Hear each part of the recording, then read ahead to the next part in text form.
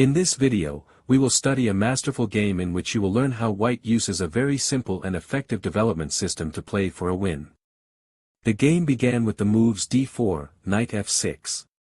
Black developed his king's knight and took control of the e4 square to prevent White from occupying the center with his pawns. White played knight c3, developing his queen's knight and taking control of the e4 square.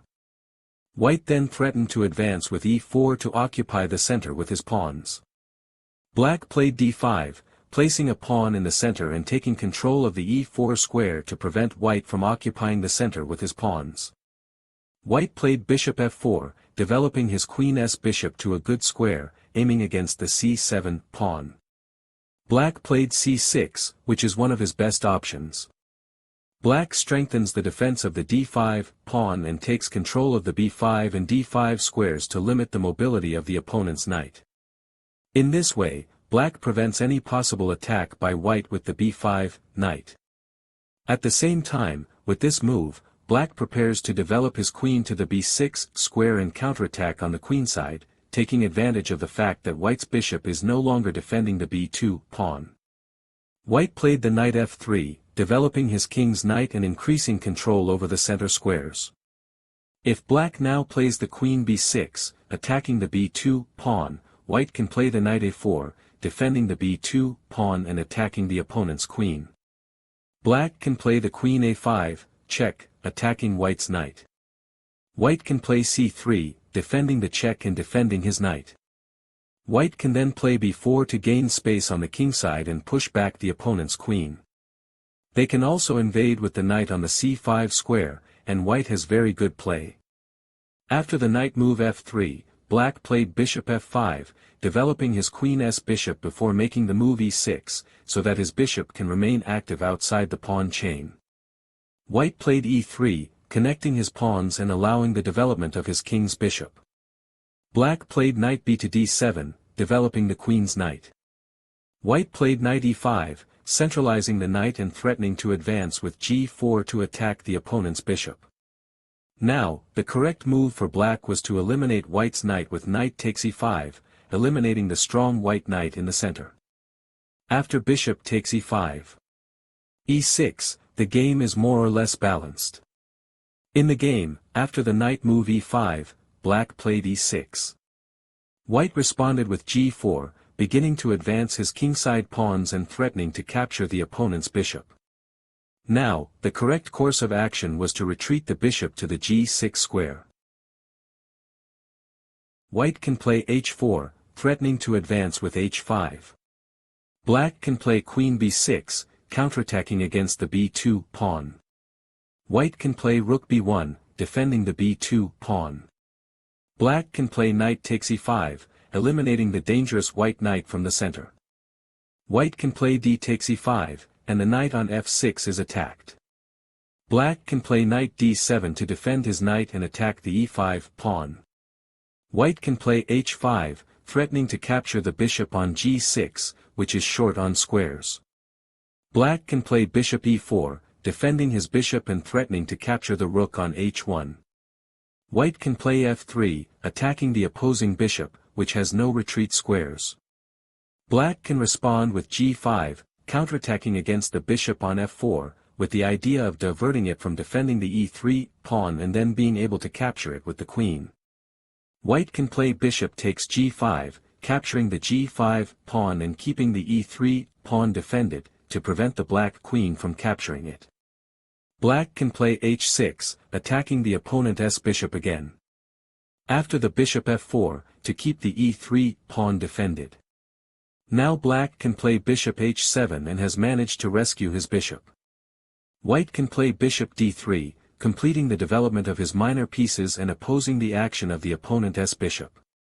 Black can play bishop g7, completing the development of his minor pieces and attacking the vulnerable e5 pawn.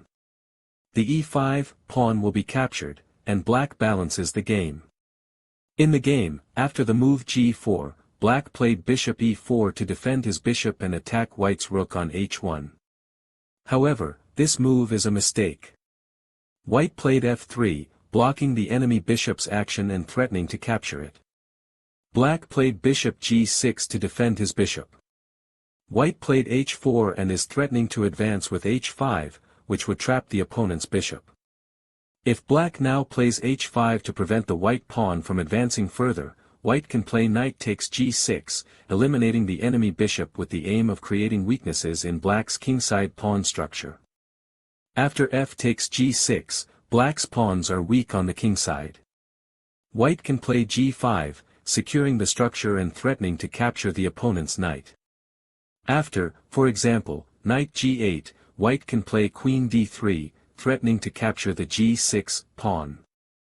White can continue with moves like bishop h3 to attack the e6 pawn, which is weak, and white can mount a very strong attack. For example, in the case of king f7, to defend the g6 pawn. White can play bishop h3, completing the development of his minor pieces and threatening to sacrifice the bishop on e6, and then invade with the queen on the g6 square. After queen e7, to strengthen the defense of the e6 pawn, white can castle queenside and have an advantage. After the move h4, black played h6, intending to escape with the bishop to the h7 square. White played knight g6, eliminating the opposing bishop, with the aim of weakening the opponent's pawn structure. The game continued. F takes g6. Black's pawn structure has deteriorated, and white has an advantage. White played bishop d3, completing the development of his minor pieces and threatening to capture the g6 pawn. Black played king f7, defending the g6 pawn. White played h5, increasing the pressure and threatening to capture the g6 pawn. If black now plays g takes h5, white plays g takes h5. They can continue with moves such as bishop g6, check, invading with the bishop in the opponent's camp. They can move their queen to the e2 square, then castle queenside, and finally, they can consider opening the game by advancing in the center with e4 to attack the black king, which cannot find a safe haven. In the game, after the h5 move, black played g5, counterattacking against the bishop on f4. White played knight g6, check. Black played king g8, and the bishop on f4 is still under attack. White played bishop e5 to defend his bishop. Black played bishop b4, completing the development of his minor pieces and pinning the knight on c3. White played queen d3, reinforcing the knight defense to prevent his pawns from being doubled on the queenside. Furthermore, after this move, white is ready to castle on either flank. Black played knight takes e5, eliminating white's knight from the center. White played d takes e5, and the knight on f6 is under attack. Black played knight d7 to defend his knight. White played f4 to defend the e5 pawn and prevent black's knight from capturing it. Black played g takes f4. White responded e takes f4. Black played queen f8, threatening to capture the f4 pawn.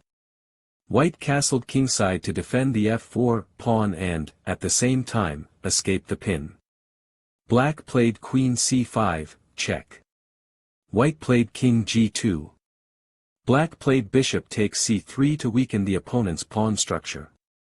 White played b takes c3, capturing with the pawn to keep the queens on the board and be able to attack the black king. If black now plays knight f8, aiming to eliminate the bishop on g6, white can play f5, incorporating the pawn into the attack. After knight takes g6, white can play f takes g6, and the rook on h8 is trapped and cannot enter the game. White has a winning strategic advantage. After, for example, rook f8, white can play rook f3, with the idea of doubling the rooks on the f-file. Black is playing a rook down, and white has a winning advantage. In the game, after the move b takes c3, black played king f8, with the idea of escaping with the king and freeing his rook on h8. White played f5, threatening to capture on e6, to open the f-file and attack against black's king. If black now plays knight takes e5, white can play f takes e6, a discovered check. After king e7, white plays queen g3, transposing into the game. In the game, after the move f5, black played king e7, connecting the rooks. White played f takes e6, opening the f file for the attack. Black played knight takes e5, capturing white's central pawn and attacking the opponent's queen. White played queen g3, defending his queen and threatening to capture the opponent's knight. Black played queen d6 to defend his knight. White played rook to e1, increasing the pressure and threatening to capture the opponent's knight. Black played knight c4 to defend his knight. At the same time, black threatened to capture the white queen. Now, the queen h4 wins directly, resulting in checkmate. However, in the game, white failed to see this threat and played rook f7, resulting in check, invading with the rook on the 7th rank. Black played king d8. But white played rook d7, resulting in check, and black resigned. A very instructive game. Now that you have mastered the basics, there's one more video you should watch, but almost no one will tell you about it. Click on the following video so you can complete your training. See you in the next video.